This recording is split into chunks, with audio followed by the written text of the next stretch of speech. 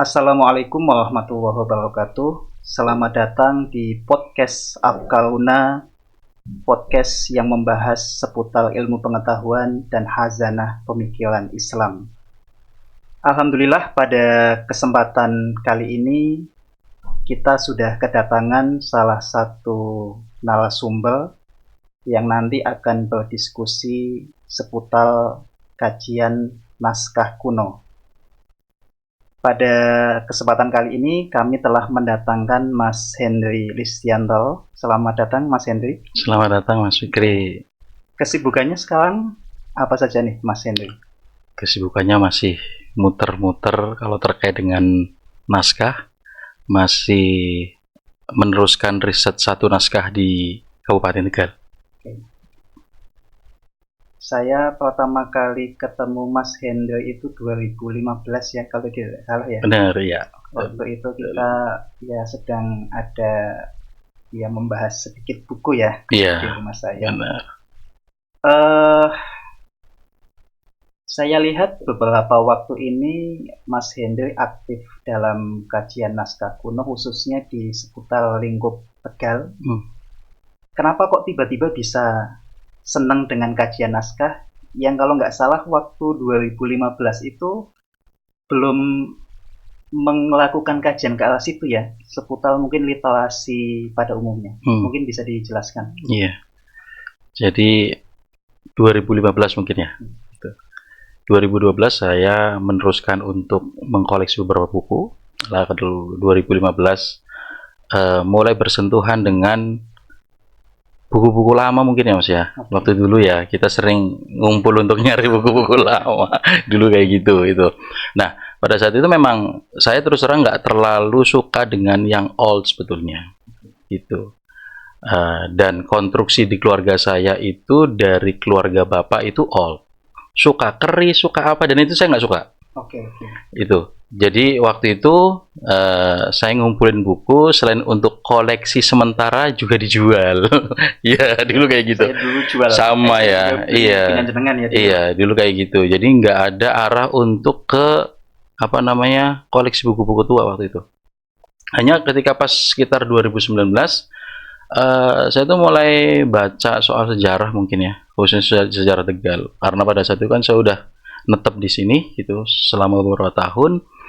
Akhirnya ada satu sejarah yang menurut saya unik dan itu sampai hari ini sebetulnya masih menyisakan tanda tanya, itu sejarah Mangkurat.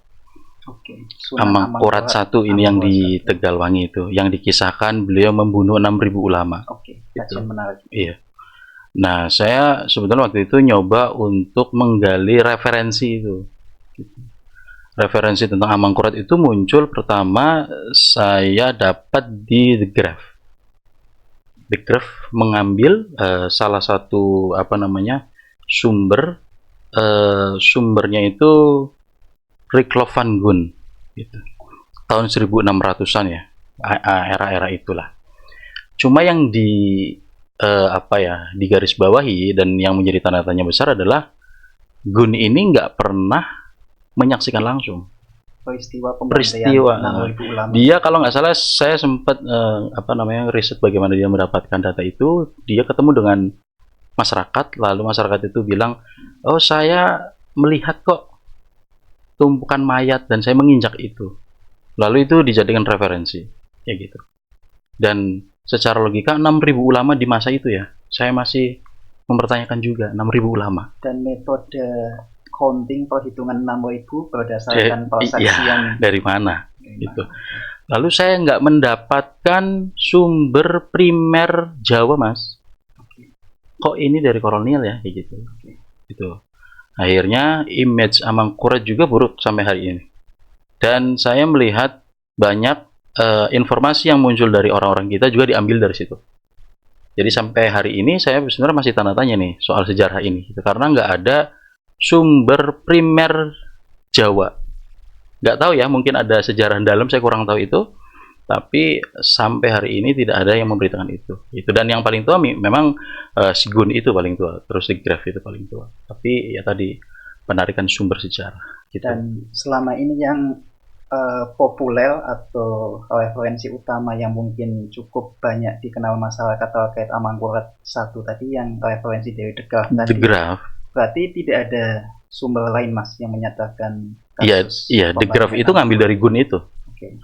Dan saya masih berhenti di situ ya, karena saya sempat nanya beberapa rekanan teman, ada nggak sih sebetulnya referensi yang dari kita asli gitu, jangan dari kolonial gitu. Hari ini sampai hari ini nggak.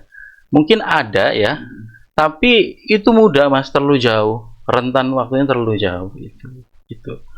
Oh, apa ya? Misalkan ini aja naskah Merbabu Merapi. Ya. Itu tidak mencatat itu. Amangkurat ada diberitakan, tapi tidak mencatat soal konflik itu. Gitu. Merbabu Merapi kan lumayan lontar dan tua Mas. Yes. Itu nggak mencatat itu juga. Itu sebenarnya apa namanya sebagai bahan untuk balancing mungkin ya. Aku nyoba untuk ini apa namanya memadukan dua sumber awalnya seperti itu. Ini kok sumbernya kok dari kolonial ya banyakan gitu. Terus sumber dari kita sendiri mana ya gitu tuh. Apalagi pada konteks keislaman nanti gitu. Berarti awal mula motivasi yang memantik Mas Hendry terjun mendalami naskah kuno itu adalah dalam kapasitas awal meneliti tragedi Amangkurat satu. Iya, awalnya iya, itu. Awalnya itu. Kemudian berlanjut akhirnya tadi karena saya menemukan banyak arsip-arsip Belanda ya. Tegal itu kan lumayan arsip Belanda itu yang didokumentasikan di Leiden itu kan lumayan bisa diakses banyak ya gitu. Dan informasi dan wajah Tegal itu ya wajah kolonial saya pikir kayak gitu. Karena sumber dari itu kayak gitu. Meskipun saya juga nggak memungkiri bahwa secara administratif Belanda itu hebat Mas. Dia mencatat banyak tentang kota kayak gitu. Tapi ketika memunculkan wajah sebuah agama masyarakat, saya pikir itu muncul dari wajah mereka. Tidak objektif dari situ. Makanya dan ada kepentingan politik. Ya, gitu. Makanya saya pengen ini apa namanya? Komparasi mungkin ya. Saya butuh komparasi bahan dari apa? Lokal gitu. Dari bahan-bahan yang lokal ditulis oleh orang sendiri kayak gitu. Jadi apa ya? Tegal sendiri tidak di branding secara kolonial gitu. Harus ada sisi lain yang membahas soal Tegal pada kacamata lokal itu sendiri ya sama orang lokal yang tulisnya gitu. Nah, branding Tegal dalam kacamata kolonial itu contohnya bagaimana misalkan? Misal ya apa namanya saya lihat ini yang lumayan populer mungkin ya Snok ya. Snok itu ternyata melakukan penelitian di Tegal itu. Pernah dalam surat-suratnya itu pernah termasuk Van Berg. Kalau Van Berg memang Yaman ya, itu konflik Yaman sekarang. Termasuk Snok itu ternyata merekod Tegal diantaranya memetakan tentang masyarakat Hijaz yang datang ke sini Mas. Jadi orang-orang Hijaz yang notabene mereka berkoloni di Mekah Madinah pada saat itu di branding dengan wajah yang menurut saya lumayan buruk ya. Jadi mereka itu datang ke sini cuma untuk jualan jimat Mas, batu. Lalu mereka itu nempel dengan penguasa-penguasa, lalu menawarkan penguasa untuk yuk berangkat haji lewat saya, gitu lah.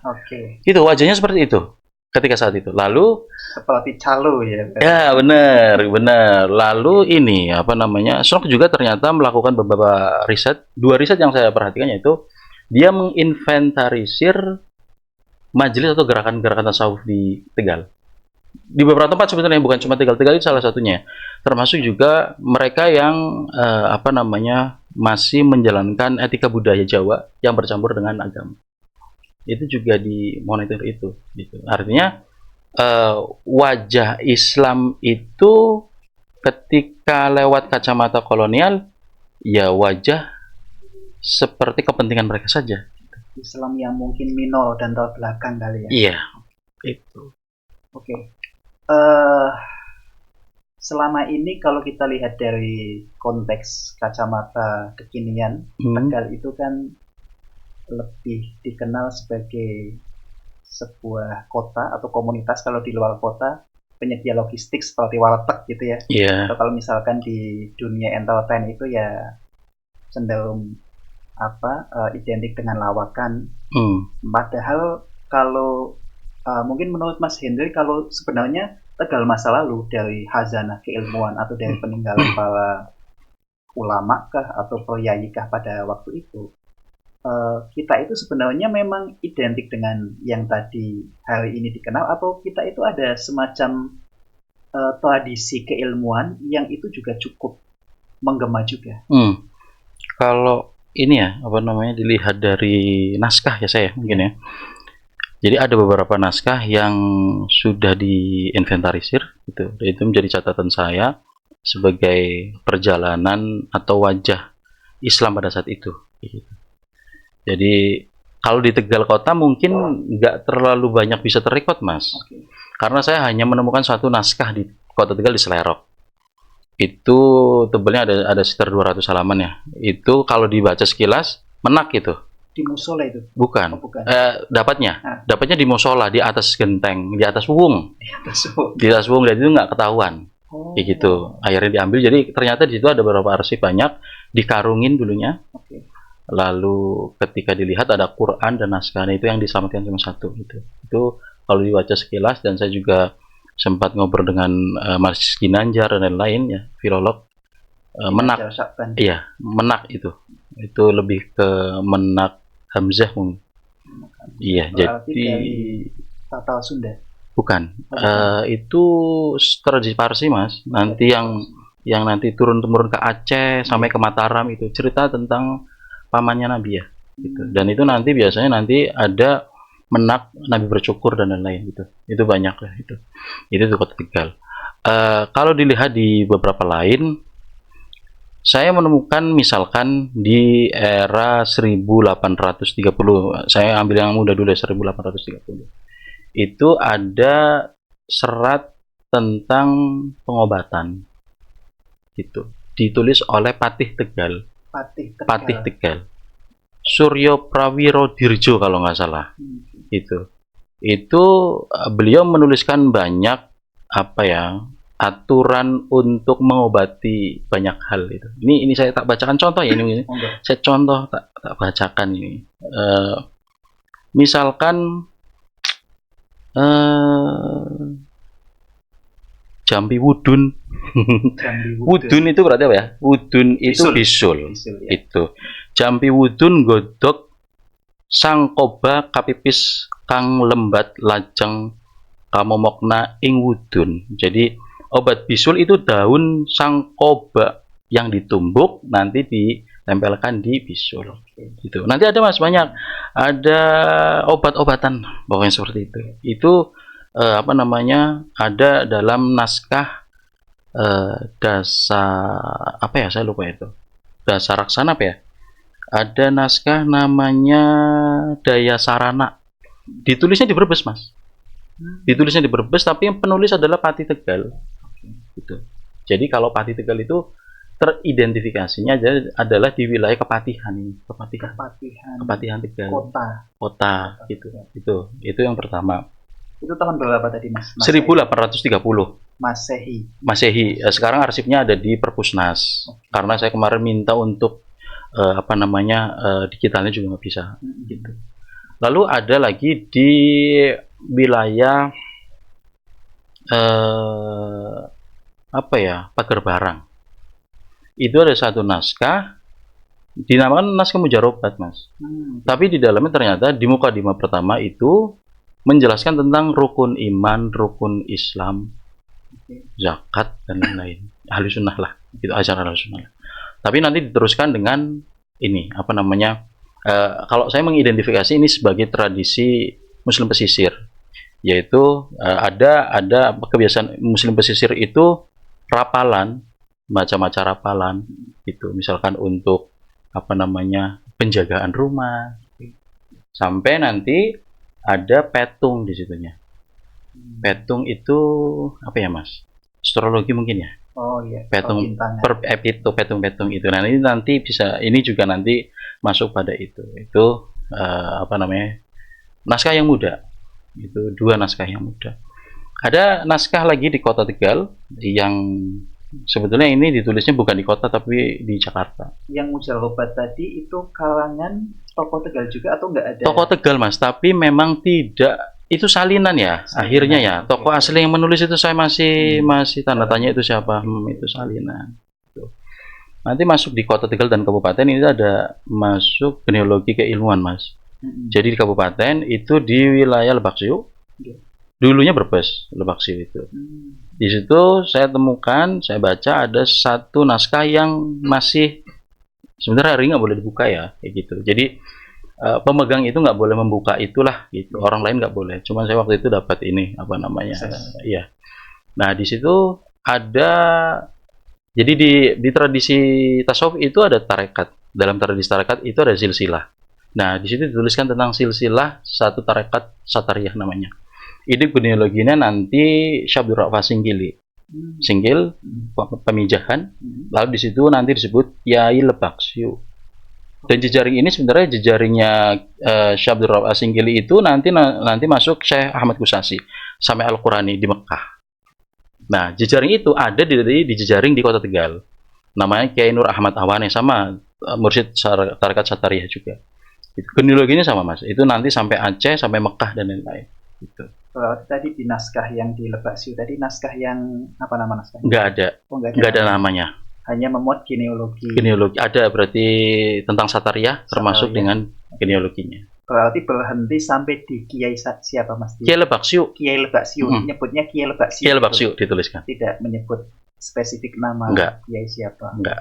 Okay. Kalau di Tegal Kota disebut namanya Kiai Nur Ahmad Awane. Nah, kalau di Tegal Kota itu di naskah yang sama atau di naskah? Di naskah silsilah berbeda lagi. Berbeda lagi. Itu disebut Kiai Nur Ahmad Awane menurunkan 2 murid di Batavia. Jadi nanti murid-muridnya nanti di Batavia. Gitu.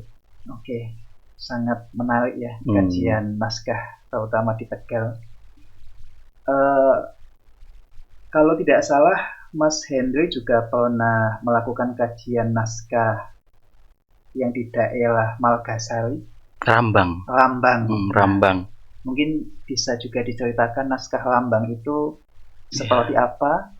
Naskah Rambang. Jadi tahun ini kami bareng sama Dewan Kebudayaan Kabupaten melakukan riset itulah naskah. Walaupun ini masih tahapan digitalisasi ya, Mas. Digitalisasi. Jadi naskah Rambang itu wajahnya itu, bentuknya itu kayak selendang, Mas. Panjang 5 meter dan beberapa naskah gitu. Ini dilempit itu. Itu jenis kertasnya deluwang ya, bukan kertas Eropa. Daluang atau deluwang itu.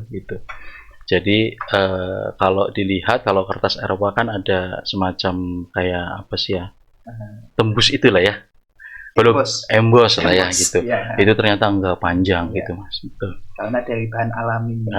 Nah, di sana ada 2 tokoh yang dikenal, Syekh Maulana Maghribi dan Syekh Jambu Karang. Nah, itu dia. Syekh Maulana Maghribi dan Jambu Karang. Makamnya ada. Ini menariknya Dana Raja adalah ada ritusnya, ada situsnya, Mas. Yang menarik.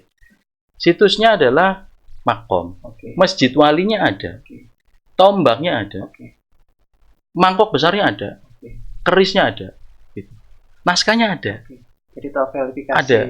Iya, ritusnya ada. Ritusnya ada, suluk puji zikir birahi namanya. Sampai sekarang masih ada. Jadi kalau setiap Jumat itu ibu-ibu yang umuran lebih dari 50 tahun, mereka itu kumpul di samping masjid membacakan puji-pujian dari habis isya sampai habis subuh. Saya ke sana itu sama saya sempat ke sana ya dengan sama teman-temannya, pulang sampai jam 1 dan ini hebat sekali ya. Dan itu dilantunkan. Masih bertahan. Masih bertahan sampai 1 abad lebih berarti ya. Lebih, Mas. Sangat lebih. Nah, Rambang ini nanti berhubungan dengan beberapa daerah sebetulnya, Mas. Gitu. Jadi kalau balik lagi ke Rambang ya itu, naskah Rambang itu sudah diteliti oleh beberapa orang termasuk di Undip kalau nggak salah. Betul, ya. Dan sudah dipublikasikan. Nah, salah satu yang dikuatkan adalah ajaran martabat 7. Nah, ya, ajaran martabat 7. Ajaran tasawuf yang muncul dari Ibnu Arabi, lalu ke Al-Jili dengan martabat 40, lalu Syekh Burhanpuri dengan martabat 7. Nah, martabat 7 ini saya coba untuk menelisik di beberapa wilayah. Di Tegal di Jawa itu ada Serat Sujinah. itu bicara juga martabat 7 nantinya. Di Aceh martabat 7. Di Buton martabat 7. Kebetulan saya belum lama telepon sama teman saya di Buton, karena konsep martabat 7 itu di background dulunya pada Kesultanan Buton itu menjadi fondasi aturan negara dan keluarga, hukum negara dan itu fondasi dari itu. Gitu. Nah, di Rambang ini kalau kita lihat, walaupun ini masih butuh penelitian ya Mas, kalau di ritusnya itu memang banyak ditarik dari martabat 7 itu. Gitu. Jadi di sana ada ritus misalkan. Cerai itu ada selamatannya Mas. Cerai itu ada selamatannya. Bukan hanya nikah. Walimahannya. Enggak. Cerai itu ada itu. Jadi kalau apa namanya? Nikah itu ada apa sih namanya? Nandur manten. Cerai itu ya ada syukuran cerai lah. Gitu. Lalu di sana untuk menyelesaikan konflik orang pada satu wilayah itu ditarik nasab Mas. Jadi misalkan diselesaikan dulu, nanti ditarik nasab. Kon guys sedulur loh, gitu. Kamu tuh masih keluarga loh sebetulnya. Tidak sepatutnya pertikaian. Ya, gitu. Modelnya ada yang seperti itu.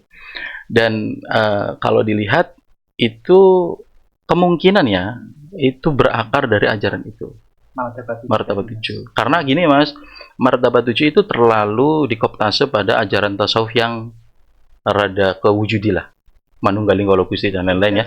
Widatul wujud. Padahal kayak misalkan Al-Qur'an sendiri itu mencoba untuk menerjemahkan wahdatul wujud atau tufatul mursalah, itu karena dari tufatul mursalah itu tidak seperti apa yang kita tangkap. Gitu. Apalagi Al-Qur'an itu ternyata benar-benar menghormati Ibnu Taimiyah. Ini menarik sebetulnya lagi situ. Karena beliau itu ulama tasawuf, tapi Al-Qur'an itu benar menghormati Ibnu Taimiyah. Itu seperti Ibnu Taimiyah menghormati Syekh Abdul Qadir Jailani lah. Itu. Nah, ini apa namanya? Rambang itu menjadi menarik karena tadi muncul nama Syekh Maulana Maghribi yang notabene ketika saya ambil dari arsip yang lain, yaitu di Purbalingga, itu namanya Makdum Jamil. Ini jejaring Mas, nanti Mas Sunan Kalijaga dan lain-lain. Karena di kabupaten sendiri ada petilasan Sunan Kalijaga. Gitu. Ini mungkin rada loncat ya Mas ya, karena ngobrolin itu. Di Rinkes itu di Sainen Java, itu Rinkes pernah bilang gini, ketika dia ke makam Mbah Panggung, saya seperti melihat petilasan Sunan Kalijaga, dia bilang gitu. Jadi karakteristik petilasan Sunan Kalijaga itu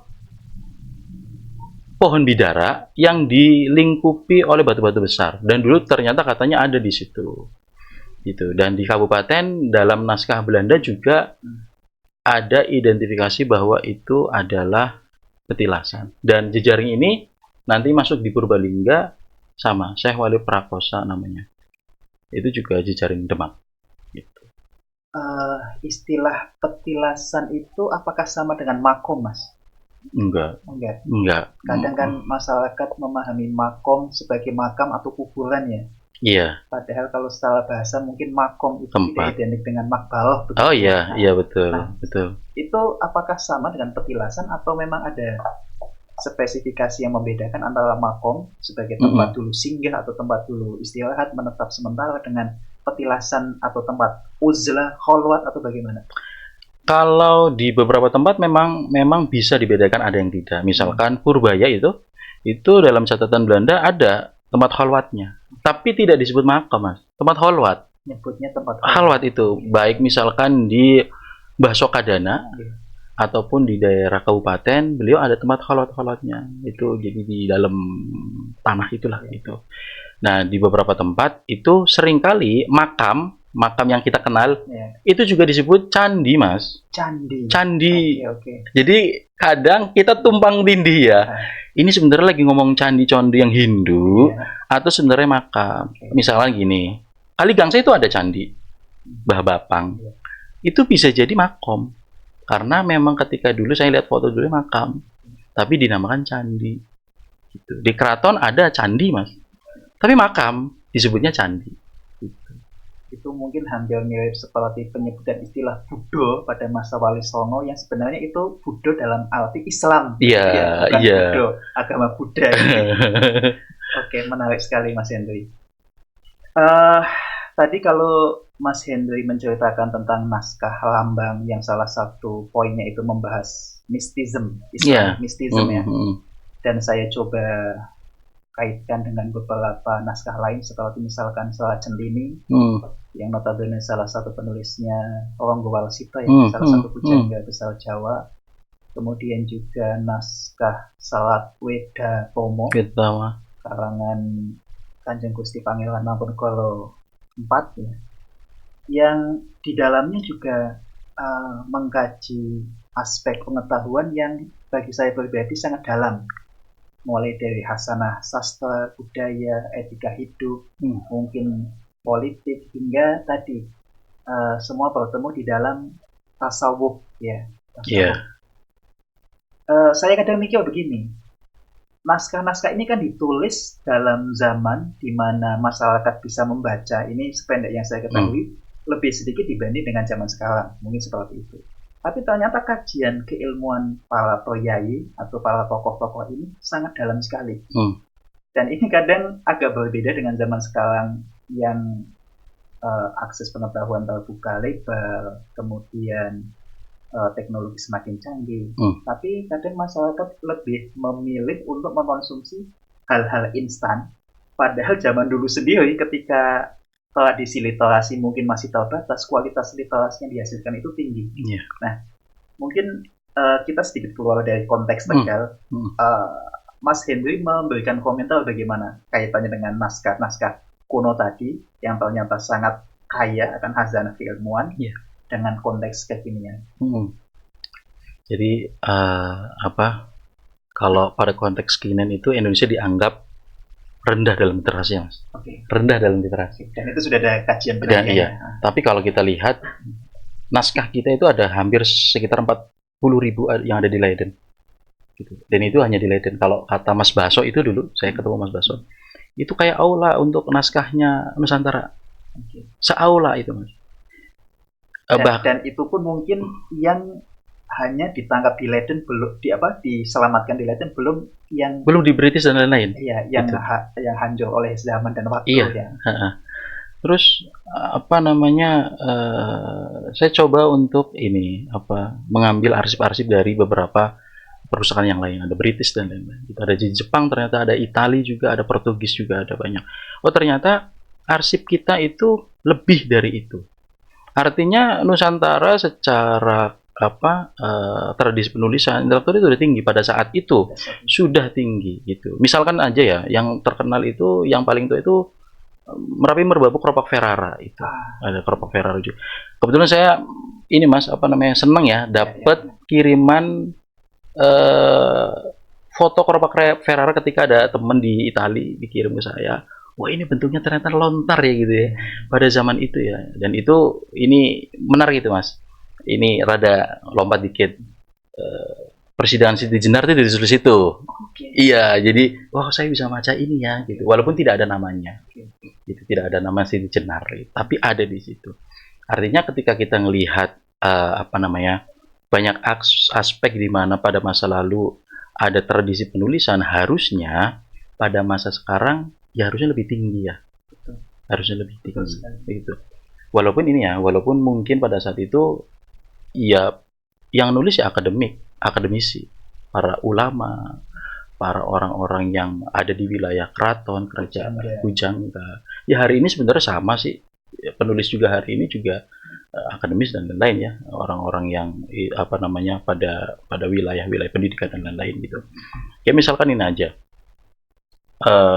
Ronggo Warsito ya Mas. Ronggo Warsito itu menjadi pujangga dan dia menulis satu ajaran yang lumayan terkenal, Hidayah Jati itu, Wirid Hidayah Jati itu, yang di dalam beberapa keterangan bahwa itu adalah himpunan ajaran Wali Songo yang turun temurun diminta oleh Sultan Agung, lalu nanti diteruskan sampai nanti yang bisa merangkum itu adalah Ronggo Warsito itu. Nah, sayangnya adalah gini Mas, saya kurang ingat ya itu di era kapan Ronggo Warsito itu diturunkan tanda kutip kepujanggaannya menjadi abdi dalam gitu. Jadi sebetulnya kan kayak misalkan siapa itu penulis yang menulis kamus bahasa Kawi itu kan ada Ronggo Warsito dengan salah satu orang Belanda itu Mas. Dulu itu orang Belanda belajar tentang kepujanggaan itu ke Ronggo Warsito dulunya. Tapi ketika dia diturunkan pada derajat abdi dalam, Ronggo Warsito itu nggak dianggap apa-apa pada saat itu. Gitu. Jadi ya dianggap orang biasa lah. Gitu. Nah itu juga sebenarnya menjadi sesuatu yang problem di masa lalu, di pemerintahan masa lalu melihat ini Mas melihat pujangga pada saat itu, yaitu ya nggak jauh sebenarnya sih perubahan ini karena faktor kolonial ya, kolonial itu sih. Oke. Kita kembali ke tadi naskah Rambang lagi ya. Tadi penulisnya siapa Mas? Penulisnya itu di situ antara Maulana Maghribi atau Jambu Karang itu. Jambu Karang di antara dua orang. Iya, karena nggak ada ditulis Mas. Iya, karena kan gulungan ya, itu dia nggak berjudul lah. Tapi dalam tradisi lisan itu ya itu. Dan salah satu poin yang disinggung di dalam naskah Rambang tadi adalah Wahdatul Wujud ya. Martabat 7. Martabat 7 tasawuf falsafi mungkin ya. Iya, mungkin betul, seperti itu kita sebut. Nah, tadi juga Mas Hendri sempat menyampaikan adanya ya semacam mispersepsi kita sebagai awam ketika memahami istilah Wahdatul Wujud ya, penyatuan Allah dengan makhluk. Yang dalam pandangan kita itu penyatuan ini entitas dzatiyah mungkin ya. Iya. Nyatu begitu. Nah, saya ketika mencoba membaca beberapa jurnal penelitian terutama tentang naskah-naskah yang berkaitan dengan tasawuf Jawa itu, saya sempat kepikiran begini Mas Hendri, mungkin entah ini betul atau salah, nanti butuh diverifikasi dan butuh kajian lanjutan. Wahdatul Wujud, menyatunya Allah dengan makhluk itu adalah dalam konteks ketika Allah memiliki sifat-sifat seperti sifat atau asma di dalam Asmaul Husna, Allah Ar-Rahman, Allah Ar-Rahim, sampai mungkin Allah Maha Adil, Allah Maha Pengasih, Maha Penyayang, Maha Adil. Dan kita sebagai makhluk ketika memang betul-betul sampai kepada tingkatan keimanan, tingkatan ketakwaan yang memang tinggi, meyakini Allah itu adalah ya satu-satunya tujuan hidup, maka tugas kita itu kita sampai kepada tahap kesadaran ilahiyah bahwa saya sebagai makhluk yang hidup di dunia itu harus mengamalkan asma dan sifat Allah tersebut. Ketika saya diperlakukan tidak baik, maka Ar-Rahman Ar-Rahim yang merupakan sifat Allah itu harus saya realisasikan. Ketika Allah memiliki sifat Al-Adl, Allah Maha Adil misalkan, maka tugas saya adalah sebisa mungkin bagaimana merealisasikan keadilan sosial dalam lingkup kehidupan. Itu setidaknya kesimpulan sementara saya. Mungkin ada penjelasan. Ya, istilah Wahdatul Wujud itu kan ada dua term istilah sebenarnya Mas ya. Ada Wahdatul Syuhud, penyaksian, ada Wahdatul Wujud, wujud itulah kayak gitu. Kalau melihat dalam konteks martabat 7 itu sebenarnya bukan penyatuan itu ya gitu, penyatuan yang manusia dengan Tuhan itu gitu, yaitu yang menjadi miskonsepsi itu Mas. Dan itu bergesekan ketika muncul di wilayah Wahdah dan Wahidiyah, yaitu munculnya A'yan Tsabitah namanya. Itu A'yan Tsabitah itu istilah gampangnya entitas tetap ketika belum terklasifikasi. Itu entitas itu masih dalam ilmu Allah lah. Itu pada pada martabat kedua itu. Nah, itu yang kebanyakan disalahpahami Mas. Itu makanya nanti dalam Al-Qur'ani dan lain-lain itu ditanyakan, apakah ini qadib atau muhdas itu biasanya. Nah, ini konflik di sini ternyata gini Mas. Saya coba ini dulu ya, ngerangkai dulu ini ya. Syekh Al-Qurani dulu pernah dikirimi surat oleh ulama tidak disebut ini. Siapa tadi? Syekh Al-Qurani, Ibrahim Al-Qurani Ibrahim Al-Qurani itu di Mekah ya. Pada saat itu dikirimi satu surat yang kita sampai detik ini belum tahu itu yang menyurati siapa. Gitu.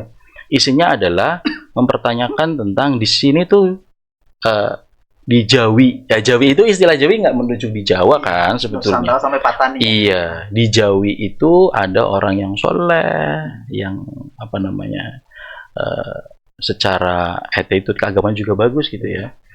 Tapi dia mengatakan bahwa sama wujud manusia dengan Tuhan. Gitu. Jadi ternyata ada konflik pada saat itu dan ada pembakaran mas pada saat itu.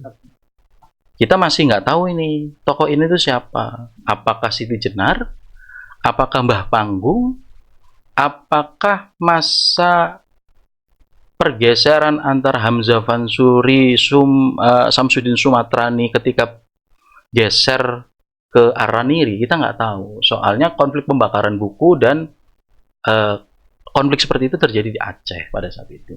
Kita nggak tahu ini siapa sebetulnya, menunjuk ke siapa. Artinya itu adalah bentuk surat dari ulama Jawi yang dilayangkan ke Al-Qurani menanyakan soal konflik wahdatul wujud itu di Nusantara. Itu artinya konflik itu sudah lama di sini mas terjadi. Ya nggak tahu ya, itu karena percampuran kita nggak tahu ya, percampuran dari agama lain kita nggak tahu juga, atau dari manapun kita nggak tahu.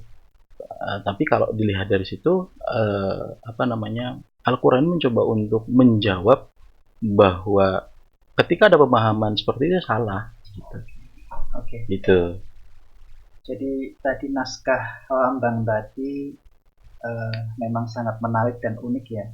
Khazanah tasawuf yang notabene bukan hanya sebatas tasawuf akhlaki yang mengajarin etika, budi luhur, tapi juga sampai ke falsafinya, dan itu sampai di Tegal. Sampai di Tegal. Dan tadi mas, kalau di runut tadi ternyata naskah-naskah Jawa yang mungkin tidak menggunakan penamaan judul Islami kayak Centini atau tadi Wedatama itu pun ternyata juga memuat khazanah tasawuf yang sangat kental juga. Banyak. Nah, ini karena apa ya? Sedangkan kalau kita lihat tradisi keislaman mungkin mayoritas Muslim di Jawa ini ya umumnya lebih lekat dengan tidak begitu familiar dengan hazanah-hazanah itu secara mainstream keumuman. Sedangkan di satu sisi kok karya semacam ini tumbuh seiring berkembangnya waktu di tanah Jawa. Nah, itu sebabnya kenapa mas? Metodologi mungkin mas kalau saya. Jadi Muslim pada saat itu seringkali mengajarkan ajaran Islam itu tidak dalam bentuk teks aslinya, tapi cerita dan lain-lain. Gitu. Namanya misalkan tadi Centini, memang nggak ada dalil-dalilnya itu. Bahkan ini ya mungkin Sunan Bonang, Suluk Sunan Bonang itu kan hasil dari Ihya. Kalau di situ tulis ya, ini diambil dari Ihya. Tapi enggak mengutip Ihya enggak ada. Gitu. Tapi cerita, Mas. Nah, saya lihat ini menjadi tradisi. Jadi Jawa punya tradisi untuk bertutur dulunya. Gitu. Makanya ada dangdang gulo, kembang pucong gitu. Nah, itu ajaran Islam diinterpretasikan dalam bentuk seperti itu, cerita dan lain-lain kayak gitu. Karena mungkin kebudayaan masyarakat kita itu enggan untuk menerima kayak gitu. Makanya ada istilah gini ya, Mas. Ada istilah sampai gini ya. Ketika orang-orang Jawa ditawarkan surga itu banyak air yang mengalir, ya nggak bisa. Karena di sini udah banyak air yang mengalir. Susu ya tinggal merah, sudah bisa. Gitu. Jadi, bayangan surga yang dijelaskan ada di sini udah real gitu. Makanya akhirnya mungkin dengan pendekatan-pendekatan yang berbeda yaitu salah satunya pendekatan budaya, pendekatan sastra, pendekatan akhlak gitu. Yang jadi problem adalah orang-orang kita kadang melihat itu sebagai bentuk kejawen, Mas. Itu dia. Gitu. Itu metodologi, tapi orang lihat apa sih kayak gitu? Gitu loh, gitu. Konteksnya beda ya, mungkin. Karena saya sering ngobrol ini, Mas. Kenapa kok misalkan gini aja. di Aceh itu banyak ya naskah-naskah yang berbahasa Arab dan dia mengambil teks-teks Arab gitu, merujuk pada ulama ini. Di sini kok nggak ada ya? Gitu. Apa kita pernah dengar misalkan naskahnya Sunan Derajat misalkan atau Sunan Bonang ngutip kaul ulama, susah Mas dicari Mas. Karena memang kayaknya apa ya, konstruksi kebudayaan Jawa itu memang berbeda. Orang Jawa itu ya seperti itu kayaknya ya ini. Berarti aktivitas yang sekarang dilakukan Mas Henry dalam kajian naskah itu sudah bisa dikatakan masuk dalam lingkup filologi juga ya? Sudah sampai Iya, sedikit lah. melakukan kajian, tidak sebatas mungkin transliterasi atau transkripsi, tapi memang sudah ke level pengkajian secara mendalam. Nah, kalau di Tegal ada komunitasnya nggak untuk kajian naskah kuno kayak gitu?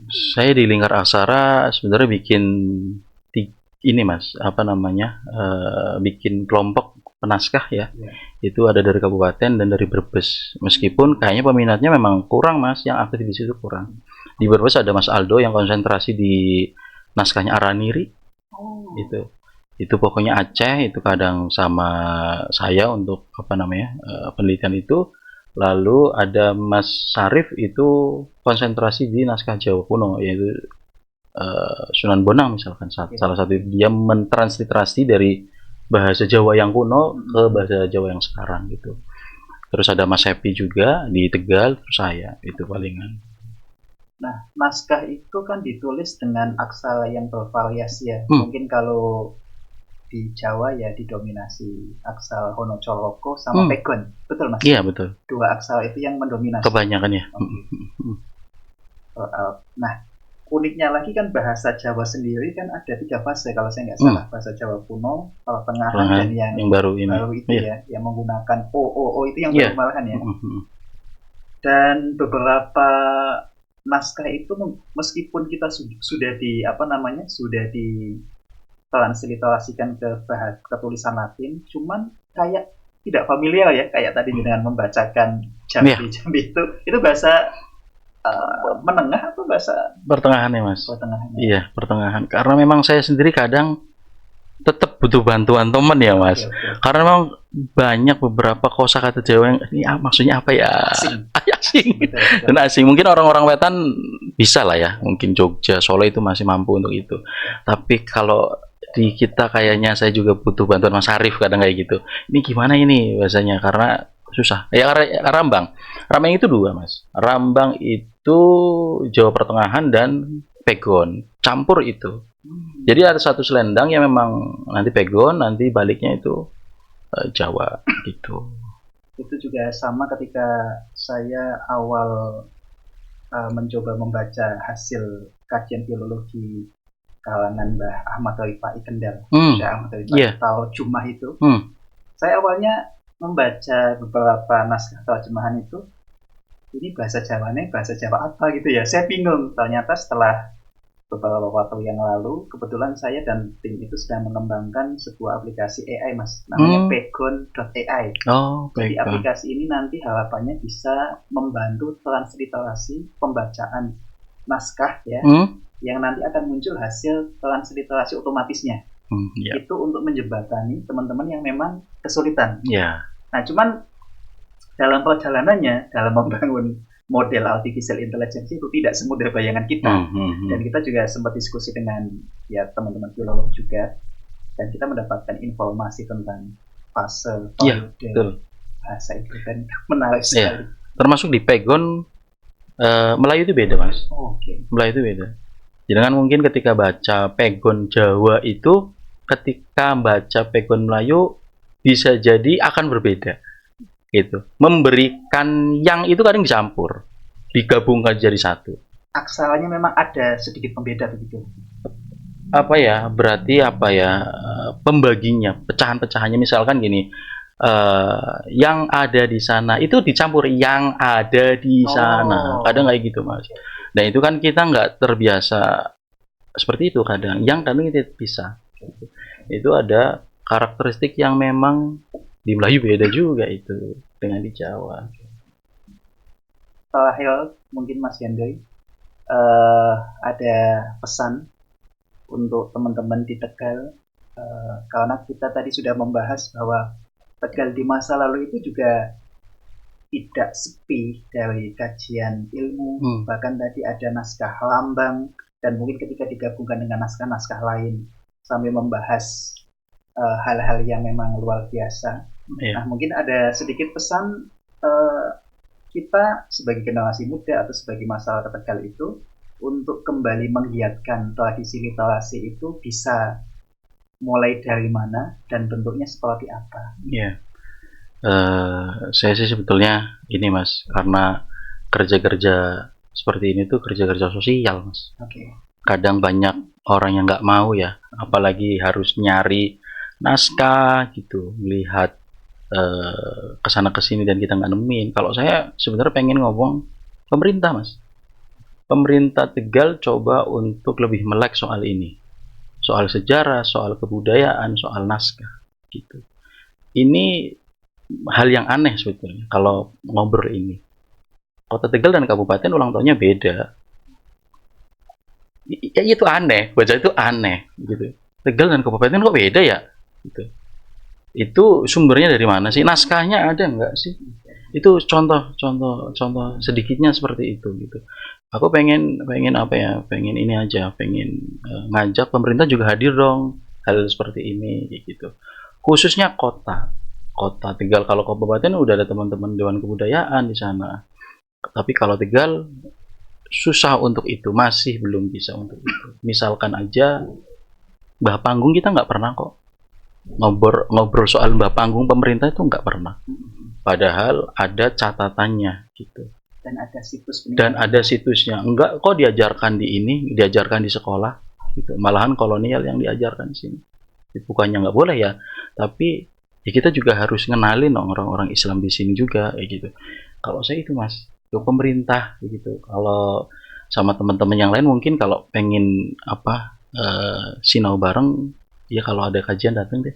Siap. Nanti insya Allah saya tertarik dengan komunitas asalnya Mas. Sama mungkin satu lagi Mas ini Mas. Ya. Ini mungkin mudah-mudahan mudah-mudahan ini dengan lewat ini bisa ditemukan gitu maksudnya. Jadi saya dapat informasi dari teman-teman yang ada di Mesir. Beliau menemukan jadi ada satu kitab dicetak di Mustafa Halabi di Kairo 23 Maret 1933. Itu adalah namanya Syekh Basri bin Maghrubi Tegal. Syekh Basri bin Maghrubi Tegal. Nah, kita masih mencari itu. Ini Syekh Basri itu siapa? Mudah-mudahan ada keluarga yang tahu ini nih. Nonton ini yang tahu, kita pengen hubungi karena minggu ini teman saya dari Mesir datang ke Tegal. Dia pulang asli Tegal. Dan kalau ada kita bisa ketemu gitu. Gitu mungkin. Oke. Obrolan yang sangat menarik sekali dengan Mas Hendry. Mungkin lain waktu kita akan lanjutkan diskusi ini ya Mas. Insya Allah. Teman-teman semua, saya ingat satu kutipan dari Milan Kundera, penulis berkebangsaan Cekoslovakia. Beliau menulis sebuah buku dengan judul The Book of Laughter and Forgetting ya. Dia menyampaikan tentang betapa pentingnya kita memelihara identitas, kemudian sejarah kita sebagai suatu masyarakat yang beradab, dengan mengatakan the first step in liquidating a people is erase its history. Langkah pertama untuk menaklukkan suatu bangsa itu adalah menghapus ingatan akan masa lalunya. Dengan cara apa? Destroy its book. Hancurkan buku-buku yang ditulis oleh para ilmuwan, pujangga pada masa lalu. Ya. Destroy its culture, hancurkan budayanya. Then have somebody to write a new books. Kemudian perintahkan seseorang untuk menulis buku-buku baru. Invent a new history, menciptakan satu sejarah baru. Nah, maka lama-kelamaan bangsa itu akan lupa identitasnya dan melupakan jati diri bangsanya. Oleh karena itu, pada kegiatan podcast Afkaruna berikutnya, kita akan terus melakukan kajian dengan mendatangkan narasumber yang kompeten, sekaligus membahas tema-tema yang bisa meningkatkan khazanah keilmuan kita. Terima kasih, sampai jumpa pada episode selanjutnya. Wassalamualaikum warahmatullahi wabarakatuh. Waalaikumsalam. Terima kasih, Mas Hendrik. Ya. Una mattina mi sono alzato, oh bella ciao, ciao, ciao, ciao.